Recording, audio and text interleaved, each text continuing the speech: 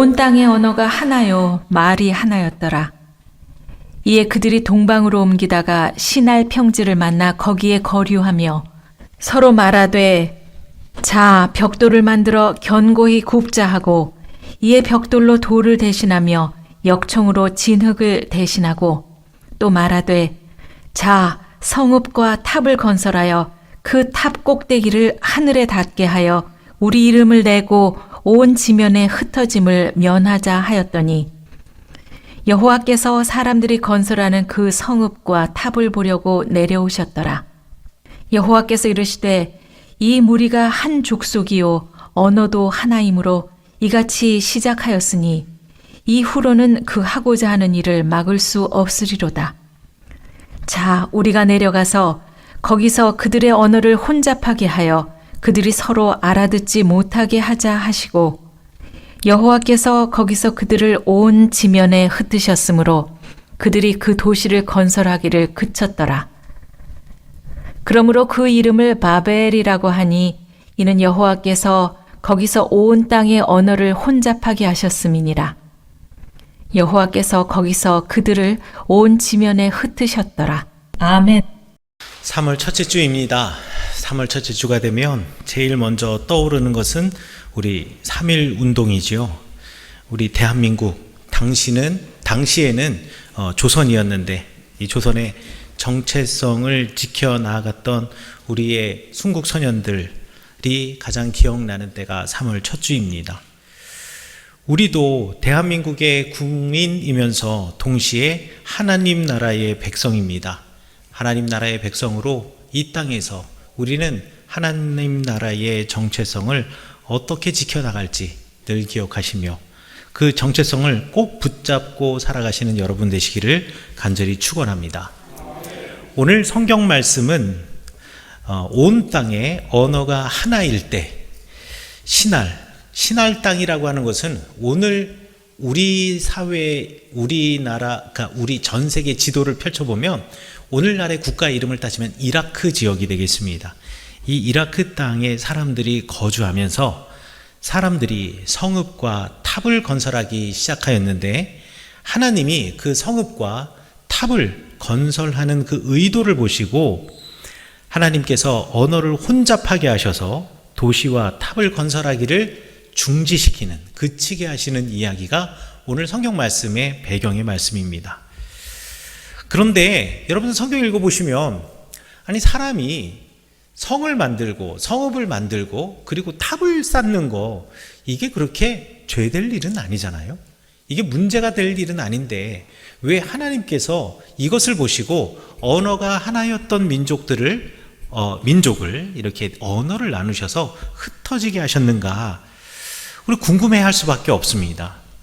그래서 오늘 성경 말씀 하나하나를 뜯어서 하나님의 마음을 불편하게 하였던 그 성읍과 바벨탑을 쌓았던 사람들의 의도와, 그리고 이 이야기를 통해서 주님께서 우리에게 말씀하고자 하시는 것이 무엇인가에 대해서 알아보도록 하겠습니다.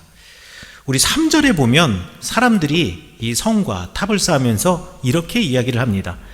벽돌을 만들어서 우리 견고하게 굽자. 그리고 역청을 발라서 우리 이 건물을 지어나가자라고 이야기하죠. 이라크 땅에 가면 그 이라크 땅에 여러분들 아브라함의 고향인 갈대아 우르가 있는데요. 그 갈대아 우르에는 지구랏이라고 하는 거대한 신전이 있습니다. 여러분, 이 신전은 지금 현재 위로 여러 층이 올라가 있는데요. 누구는 이것이 4층이다, 아니면 누구는 3층이다 이렇게 말하기도 하는데, 끝에 신전까지 따지면 거의 4층과 같은 느낌이 들어요. 그런데 이 4층 중에 지금 1층만 지금 있는 이 건물의 높이가 맨 하단부가 대략 10m가 넘습니다.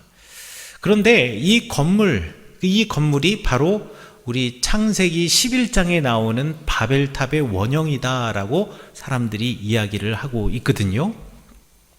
이 건물의 모습을 보면 전부 다 흙벽돌로 만들어져 있습니다. 근데 이 흙벽돌을 굽거나 이런 게 아니고요, 그냥 햇빛에 말린 벽돌이에요.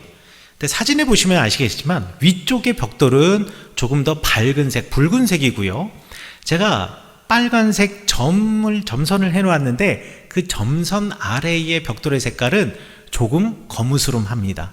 지금 요 사진을 찍을 때 햇빛이 너무 강해서 색깔이 이렇게 분리가 확실히 되지는 않지만 햇빛이 어느 정도 조금 내려가고 니역니역해지게 되면 저 색깔의 차이가 훨씬 더 눈에 잘 들어오고요. 또 물론 또 직접 가서 직접 손으로 만져보면 확실히 차이가 나죠.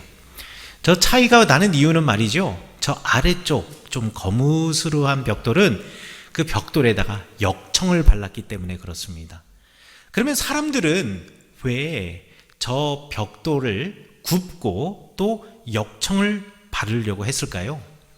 왜냐하면 그냥 진흙을 햇빛에 말려서 벽돌을 쓰면은요, 이 벽돌이 풍화작용이 아주 취약한데 특별히 뭐에 취약하냐면 물에 취약합니다. 그렇기 때문에 물이 막 비가 내리든 뭐 하든 물에 강하기 위해서는 한번 불에 굽고 또 역청을 바르는 게 훨씬 더 도움이 될 거예요. 그래서 사람들이 저기다가 우리 역청을 바르고 이 벽돌을 굽자라고 말을 하는 겁니다. 제가 말씀드린 것처럼 당시의 집들은 전부 다 흙으로 만든 벽돌이었습니다. 그리고 흙으로 만든 벽돌은 물에 약하다고 말씀드렸는데요. 우리 하나님께서 다시는 너희들의 죄를 이 큰 물로 심판하지 않을 것이다 라고 분명히 약속하였지만 사람들의 입장에서는, 그리고 홍수를 경험했던, 그리고 홍수에 관한 이야기를 선조들로부터 들었던 사람들의 입장에서는 하나님이 다시 물로 심판하지 않으신다라고 약속은 해 주었지만 그래도 혹시 저 구름 속에 있는 무지개를 보면서 그래도 혹시 또 하나님께서 홍수로 이 땅을 심판하시는 것은 아닐까. 우리 그때 이 역청을 바르고 건물을 짓는다면, 그리고 건물을 짓되 높이 지어 올리면 혹 하나님께서 심판하실 그때에 이 탑 위에 올라가면 살 수 있지 않을까라는 마음으로 사람들이 바벨탑을 건설하기 시작한 겁니다. 구름 속의 무지개를 보면서 다시는 죄의 길에 서지 말아야지, 다시는 우리 선조들처럼 내 욕망을 따라 살아가지 말아야지, 이런 좀 장한 생각 해줬으면 좋겠는데 이런 생각이 아니라 다시 내 죄와 내 욕망을 따라 살아가더라도 하나님의 심판을 피해갈 살 길을 찾아야지라는 생각으로 바벨탑을 짓기 시작하였으니 하나님께서 그 의도를 보시고 행복해 하실까요? 그렇지 않으실 겁니다. 또 4절에 보면 사람들이 성읍과 탑을 건설하였는데 그 탑 꼭대기를 하늘에 닿게 하자, 그래서 우리의 이름을 내자라고 말하고 있습니다. 하늘에 닿게 하자. 이 높은 탑은요, 예로부터 계급의 상징이었습니다. 여러분, 그래서 내가 저 사람보다 신분이 높고 지위가 높은 사람이야, 그러면 높은 계단 위에 있는 강단에 올라가서 사람들에게 연설을 하거나 아니면 사람들에게 명령을 할 때 높은 곳에 올라가서 사람들을 내려다보면서 명령을 하게 되어 있어요. 이게 문화적인 습관이에요. 그러나 하나님께서는 우리 인간 사회에서 계급이 만들어지는 것을 원하시는 분이 아니십니다. 오히려 하나님께서는요, 그 계급을, 우리 하나님 공동체 안에는 그 계급이라는 개념이 없다라는 것을 말하기 위해서 성막을 만들고 제단을 만들 때 이 제단에 제사장이 올라가야 하는데 제사장이 그 제단을 오를 때 계단을 만들어서 오르지 못하게 만드셨어요. 왜냐하면 제사장이 제단 위에 올라가긴 하지만, 그리고 레위인들이 그 제단 위에 올라가긴 하지만, 그렇다고 해서 이스라엘 공동체의 신앙적이고 정신적인 지도자들이 되는 이 제사장과 레위인들이 계급이 다르고 계급이 높은 사람이어서 더 높은 내가 그보다 낮은 너희들보다 우월하다라는 생각이 들게 하지 않기 위해서 올라갈 때 비탈길을 따라 경사로를 따라 올라가게 하지 절대 계단을 만들지 않았다라는 거지요. 그런데 사람들은 사회를 이루고 살아가면서 점점 높은 곳으로 올라가려고 하고 아래를 내려다보며 내가 너보다 위쪽에 있어, 내가 더 높은 사람이야 라는 것을 자꾸 자랑하고 과시하게 하려는 그런 경향성이 있어요. 이건 어찌 보면 우리 인간의 욕망이라고 말할 수 있습니다. 제가 이제 몇 달 전에 부산에 갔었는데요. 부산에서 제가 묵는 교회 선교관이 달맞이길이라고 하는 곳에 있었는데, 거기 창문을 보면 해운대의 바닷가가 보이고 거기에 높은 이 빌딩들이 보여요. 그런데 바로 앞에 정말 높은 101층짜리 빌딩이 서 있는 거예요. 그것이 여러 개가 군집해서 서 있는데, 야, 정말 멋있더라고요. 그래서 제가 저기 한번 가보고 싶다. 그래서 인터넷으로 확인을 해보니 그 건물이 101층인데 100층의 전망대가 있더라고요. 그리고 우리나라에서 가장 높은 스타벅스가 거기 있는 거예요. 그래서 야, 저기 올라가서 커피도 한 잔 마시면서 전망대 한번 구경하자 해서 티켓을 끊어가지고 제가 함께 갔던 거기 이제 부산에서 목회하시는 목사님 부부와 함께 올라가서 그 전망대에서 아래를 내려다보는데 정말 멋있더라고요. 야, 위에서 바다를 내려보는데 바다의 색깔이 달라요. 저는 해운대 바다가 그렇게 옥색 빛깔인지 처음 알았습니다. 위에서 내려다보니 바닷물 색도 너무 아름답고요. 그리고 그 바다 속 안에 이렇게 바위가 얼룩덜룩 있는 모습이 너무 예술적인 거예요.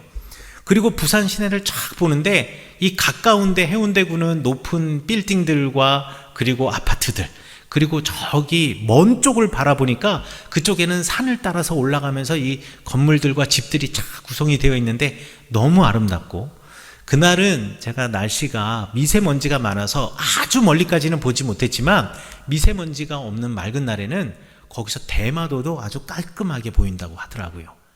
아니, 그게 올라가서 보는 것만으로도 야, 내가 진짜 이 부산을 다 가진 것 같은 느낌이 있죠. 제가 그런데 그 건물이 아파트래요. 그래서 사람들이 거기서 산답니다.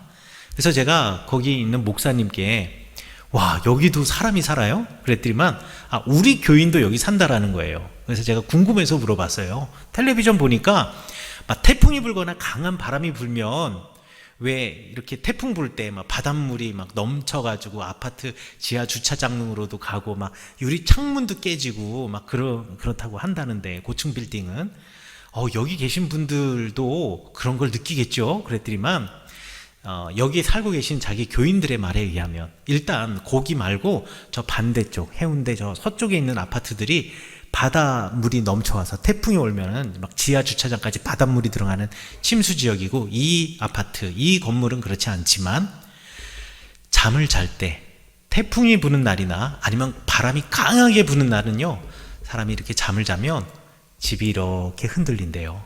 좌우로 이렇게 흔들린답니다. 그래서 제가 물어봤어요. 나는 그 돈 주고 흔들리는 집에선 살 것 같지 않다고. 무서워서 살겠냐고. 자는데 건물이 이렇게 흔들리는 게 느껴지면, 그러니까 고층에 사니까 그게 더 많이 흔들리겠죠. 더 많이 느껴지겠죠. 그거 어떻게 살겠냐고. 나는 돈 주고 살라 그래도 못 살겠다고. 이 집 살 돈이 있으면, 부산에서 제일 비싼 집인데 이 집 살 돈이 있으면 어디 부산 저기 동쪽에 가면 기장이라고 있는데, 기장 어디 이렇게 넓은 땅 사가지고 거기다가 전원주택 짓겠다고. 왜 그 돈을 들여서 이 집을 사겠냐고 했더니만은 그 목사님이 이렇게 말씀하시더라고요. 하차감이 있잖아요.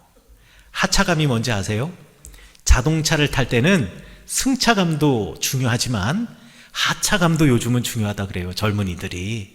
그래서 젊은이들이 돈도 없는데 비싼 차를 막 할부를 해가지고 그 차를 사는 이유는요, 물론 차를 끌고 다닐 때 승차감도 좋지만 딱 시동 끄고 문을 열고 딱 내릴 때, 이 차에서 내가 내릴 때 사람들이 나를 보는 모습, 요 느낌이 중요하다라는 거예요.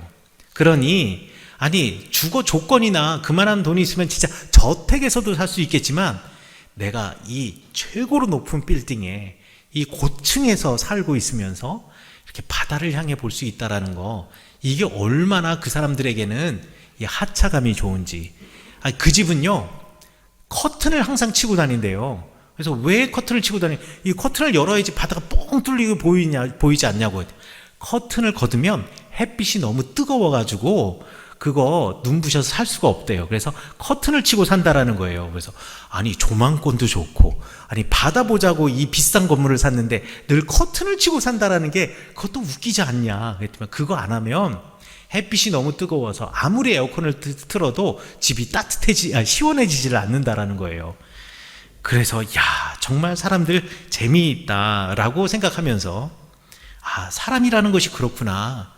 내가 높은 곳에 살고 위쪽에 있으면서 계급을 만들고 높은 곳에 올라가서 절대적인 위치 그리고 절대적인 위치에서 내가 힘을 누리고 과시하는 것, 이것을 추구하는 것이 어찌 보면 사람의 본성, 욕망이 아니겠는가라는 생각이 들더라고요. 하나님께서는 그러한 의도를 아셨던 거예요. 또 고대 사회의 사람들이 어떻게 세상을 이해했는가를 보면 왜 사람들이 그 탑을 만드는데 구체적으로 하늘까지 닿게 하자, 하늘에 닿게 하자라고 말했는지도 이해할 수가 있습니다. 옛날 사람들은요, 땅이 평평하다고 생각을 했어요. 이 평평한 땅에 이렇게 둥그렇게 궁창 하늘이 있고 그 하늘 위는 하나님이 계신 곳, 하나님의 집이라고 생각했고요. 그 아래는 하나님이 만드신 이 물질의 세상이라고 생각을 했습니다. 자, 그런데 바벨탑을 쌓아서 저 탑이 저 하늘에 닿았다고 쳐보세요.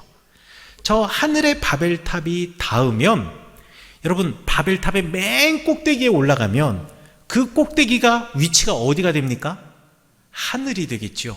그 꼭대기가 하늘이 되는 거예요. 내가 바벨탑의 꼭대기 맨 위에 서는 순간 나는 하나님이 만든, 신이 만든 피조물, 물질의 세상에 사는 게 아니라 하나님과 동급으로 하늘에서 살게 되는 거예요. 자, 우리 이것을 바벨탑이라고 부르는데 이 바벨이라고 하는 말은 사실 히브리어가 아니라 바벨론 제국, 고대 바벨론 제국 사람들이 사용하던 언어 아카드어에서 나온 말인데 밥일루라고 말합니다. 바벨론의 원래 발음이 밥일루예요. 밥일루라고 하는 말은 무슨 뜻이냐면 신의 문이라는 뜻이에요. 그러니까 바벨탑을 쌓아서 맨 꼭대기에 내가 딱 서게 되면 신들이 사는 집, 신들이 사는 궁정의 문을 열고 내가 그 안에 들어가서 신들과 동급으로 살 수 있다라고 사람들이 생각하는 거죠. 탑 꼭대기에 올라서서는 하나님의 영역에서 내가 하나님처럼 되고 싶은 사람들의 욕망이 지금 바벨탑 안에 담겨 있는 것입니다. 그리고 탑만 만든 것이 아니라 성읍, 도시를 만들었거든요. 고대 사회에서 도시에는 반드시 있어야 되는 게 있는데 그게 뭐냐면 높은 성벽입니다. 이 성벽은 외적으로부터 우리를 방어해주는 성벽인데 동시에 오늘 성경에서는 이 성벽을 쌓은 이유가 있습니다. 하나님의 심판으로 사람이 세상에 흩어지게 되었다라고 우리 창세기 10장에서 말하고 있거든요. 그런데 우리 흩어지지 말자.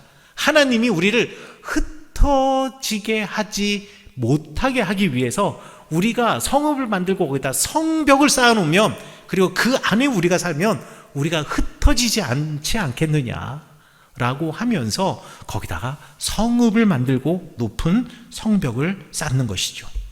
우리 힘으로 하나님의 일하심을 뛰어넘어보자 라고 하는 것이 바로 이 탑을 쌓고 도시를 쌓는 이유였습니다. 그게 그들의 의도였습니다.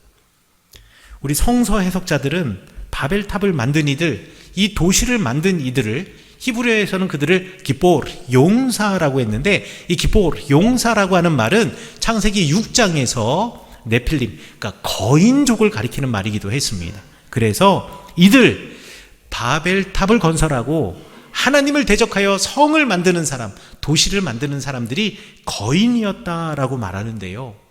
그러고 보면 홍수가 끝나고 문화 기술이 발전하고 사람들의 수가 점점 늘어나면서 사람들은 어느새 거인이 되어버린 것이 아닌가 합니다.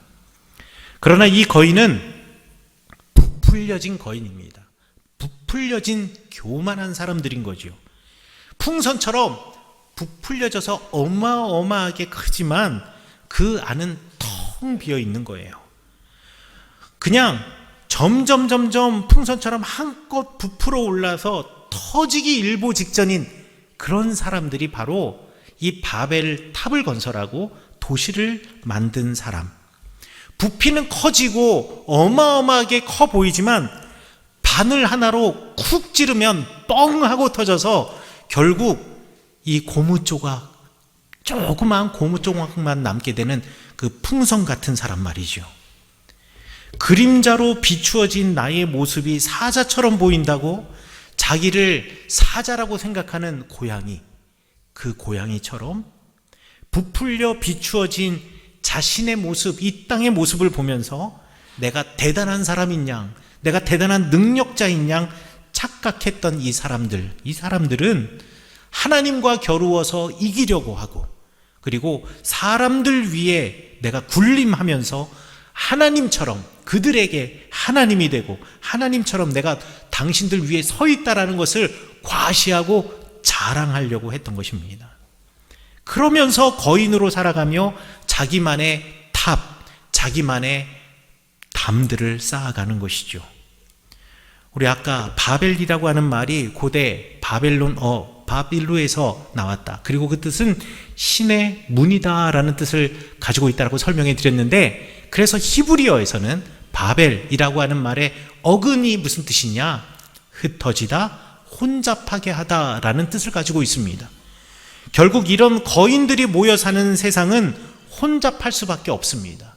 그리고 스스로 거인이 되어서 흩어지지 않으려고 하지만 그 거대해지고 비대해지고 풍선처럼 텅 비어있는 자아를 하나님께서 바늘로 뚫으셔서 터뜨리시고 그들을 흩어버리게 하신다라는 것을 이 바벨이라고 하는 말을 통하여서 알려주고자 하시는 거지요. 여러분들 어렸을 때 한 번쯤 읽어보셨을 만한 동화책입니다. 오스카 와일드의 거인의 정원이라고 하는 동화책이 있어요. 거인의 동화책 원래 원제는 The Selfish Giant, 그러니까 이기적인 거인이라는 뜻입니다. 이 거인은요, 아름다운 집과 정원을 가지고 있었습니다. 그런데 거인이 어디론가 멀리 출타를 했어요. 7년 동안. 그런데 그 아름다운 정원에 거인이 없는 그 정원에 아이들이 와서 뛰어놉니다. 행복하게 놀아요. 그 정원은요, 아름다운 나무와 풀과 꽃들이 가득해요. 그리고 열매도 풍성해서 아이들이 그 나무에 올라가서 열매도 따먹고요, 즐겁게 놀았습니다. 그런데 7년 만에 이 거인이 돌아온 거예요. 돌아왔는데 이 조그만 아이들이 내 정원에서 마치 자기 집, 자기 동산인 것처럼 뛰어놀고 있는 거예요. 그게 너무 싫은 거죠. 왜? 이거 내 정원인데 내 정원에 다른 사람이 들어와 있다고. 그래서 아이들을 쫓아냅니다. 근데 그 다음날 되니까 또 아이들이 모여들어서 거기서 깔깔거리면서 재밌게 뛰어노는 거예요. 그래서 거인이 안 되겠다 싶어서 아이들이 들어오지 못하도록 자기 정원 주변과 자기 집 주변을 커다란 담으로 다 쌓아버립니다. 그런데 커다란 담으로 쌓아버리고 난 다음에 이 집에 문제가 생기기 시작해요. 이제 봄이 되는데, 그리고 여름이 되고 가을이 되는데, 계절은 계속 변하는데 이 담 안에, 거인의 정원은 항상 겨울인 거예요. 담 바깥에서는 꽃이 피고 있는데 지금 담 안에서는 쌩쌩 바람이 불고 있고, 이제 담 바깥에서는 무더운 여름이 되고 아이들은 발가벗고 시냇물에서 수영을 하고 놀고 물장구를 치고 놀고 있는데, 거인은 항상 추워서 두터운 옷을 입고 덜덜덜덜 떨고, 그리고 불을 떼면서 집에서 사는 거죠. 가을이 되어서 담 밖은 너무나 아름다운데 자기가 쌓아놓은 이 담 안의 정원은 아직도 지난해 쌓인 눈이 녹질 않는 겁니다. 그리고 말이죠, 그 정원 안에 살고 있는 차가운 바람이, 여기는 봄이 없구나, 여름이 없구나, 가을이 없구나 하면서 친구들을 불러들이기 시작해요. 서리도 부르고요, 우박도 부르고요, 구름도 부르고요, 눈도 부르고요. 그래서 이 안에는, 이 담장 안은 항상 겨울인 겁니다. 이 거인은요, 그 창밖에 있는 늘 겨울인 정원을 보면 너무 쓸쓸한 거예요. 왜? 내가 처음 왔을 때 여기 아름다운 정원, 꽃과 나무에 열매가 있고 새들이 노래하던 정원이었는데 아무도 없으니까 말이죠. 그런데 거인이 집에 가만히 누워 있는데 창문 바깥으로 새들의 소리가 들리기 시작하는 거예요. 그래서 거인이 벌떡 일어나가지고 창문을 열고 창문 바깥을 보는 거예요. 그런데 정말 새가 나무에 앉아서 노래하고 있고, 앙상한 나뭇가지만 있던 나무에 조그맣게 나뭇잎 싹이 올라오고 있고, 눈을 뚫고선 꽃들이 올라오기 시작하고 있는 거예요. 이게 무슨 일이지? 보니까 자기가 쌓아놓은 담 한쪽이 끝에가 좀 허물어졌는데 그 구멍으로 아이들이 기어 들어와서는 그 정원에서 눈싸움하고 눈사람 만들면서 뛰어놀고 있는 겁니다. 뛰어놀면서 이제 쌓여있는 눈들이 녹기 시작을 하는 거예요. 거인이 그제서야 알았죠. 왜 내 정원에 이렇게 겨울만 있는가를. 그래서 어떻게 했느냐? 그 담을 무너뜨려 버렸습니다. 그 담을 허물어 버리니까 아이들이 이제 자유롭게 거인의 정원에 들어오고요. 드디어 거인의 정원에 풀들이 올라오고 나무에 싹이 피고 열매가 맺고 새들이 찾아오고 노래하게 된 것이에요. 이 바벨탑을 허물었을 때 비로소 봄을 맞이할 수 있었던 것입니다. 때때로 우리는 하나님 없이 살아보겠다고 바벨탑을 만들어 갑니다. 하나님이 홍수로 심판하셔? 이것을 내가 뛰어넘을 수 있는 능력이 있다고 내가 스스로 바벨탑을 쌓아 올립니다. 내 욕망을 따라 하나님의 자리에 올라가 보겠노라고 사람들은 바벨탑을 쌓습니다. 높은 자리를 차지하고 그 자리를 독점하여서 내 마음대로 힘과 지위를 한번 누려보겠다고 우리는 바벨탑을 쌓아갑니다. 하나님께서 우리를 흩어버리지 못하게 하시려고 하나님의 심판으로부터 내가 자유롭고 오히려 하나님을 이길 수 있다고 높은 담을 쌓고 성읍을 만들고 도시를 만들어 갑니다. 왜 그럴까요? 우리 모두가 한껏 부풀려져 있기 때문에 그렇습니다. 우리가 가지고 있는 지식, 우리가 가지고 있는 과학기술과 문명과 이 모든 것, 이것으로 우리가 이 모든 하나님을 뛰어넘을 수 있다. 그리고 내가 가지고 있는 나의 소유, 그리고 내가 가지고 있는 사회적인 위치, 이것으로 나는 하나님의 자리에 오를 수 있다. 적어도 너보다는 높다.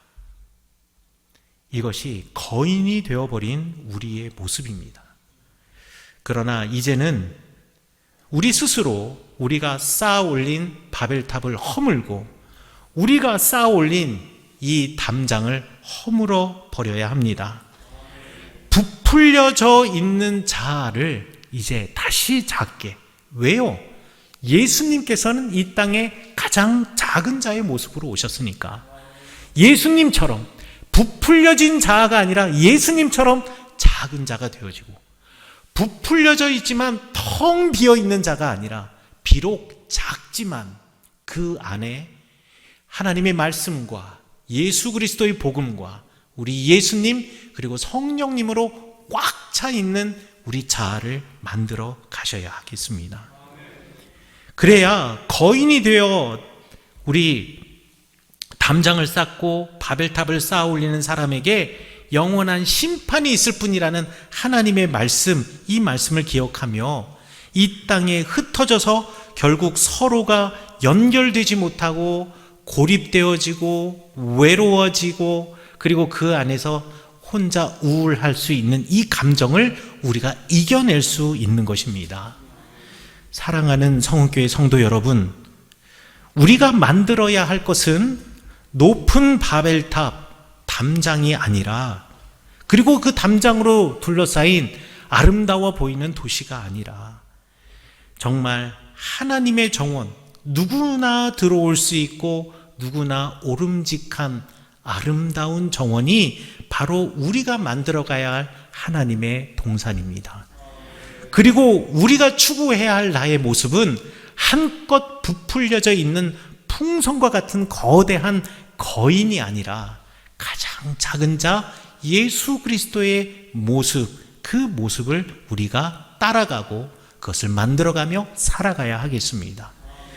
여러분들의 삶이 바벨탑과 담장을 쌓는 삶이 아니라 담장을 허물고 바벨탑을 허물고 가장 작은 자 예수의 모습으로 이 땅을 살아가며 여러분의 일터와 여러분의 가정을 하나님의 동산으로 만드시는 귀한 하나님의 사람 되시기를, 하나님의 가정 되시기를, 하나님의 일터 되시기를 간절히 축원합니다.